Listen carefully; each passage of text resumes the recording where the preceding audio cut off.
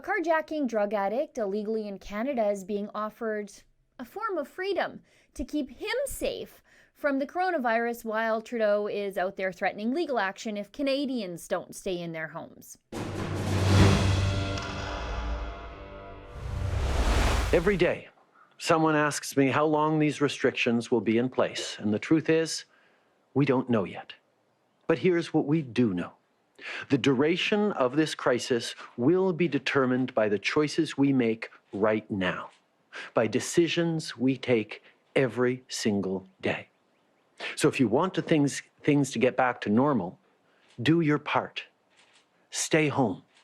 And if you've just returned from abroad, go straight home from the airport and do not leave for at least 14 days. This is not a suggestion. You cannot pick up groceries or visit your parents or your friends. You need to go home and stay there. If people do not follow these guidelines, we will put much more stringent measures in place. Friends, Justin Trudeau wants you to stay home if you have been out of the country recently, which, let me first say, you absolutely should do that. Trudeau's super serious about it. Look what he tweeted the other day. He seems kind of fed up with Canadians, doesn't he? He said, "We are implementing the Quarantine Act to keep all Canadians safe. So let me be clear. If you do not go home and stay home for at least 14 days after coming back into Canada, you could face serious fines or prison time." And Trudeau, well, he means it.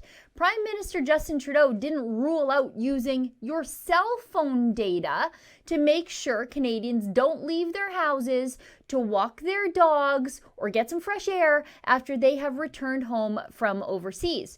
Trudeau, however, walked it back a day later after outrage, but not really. Trudeau just isn't going to do that right now. Look at this. The federal government isn't looking at using location data from Canadians' phones to track cases of the novel coronavirus, but isn't ruling it out in the future, Prime Minister Justin Trudeau said Tuesday. However, a meth head, carjacking, illegal gun-toting, illegal immigrant, twice arrested and ordered deported, might be kept out of jail because of the danger of the coronavirus to him. Blacklocks has the story today behind their paywall, and it's absolutely insane. Just look at this. Andrew Taino of Toronto, a Filipino-born carjacker, twice ordered deported from Canada for violent crimes, has been held in custody by immigration officers since he was paroled. Paroled? He was paroled from jail a year ago. Taino had pointed a firearm at a woman in a Good Life Fitness parking lot and tried to steal her car for drugs, the court was told. Justice Diner, or Dine, I don't know, said the inmate posed a risk to the public but appealed to federal lawyers to, quote, work on finding a suitable residence or treatment program for Mr. Taino and ensure when he is released from detention, it is done safely and securely to protect not only the public, but also himself, end quote. These are, quote, unprecedented times, wrote Justice Dine.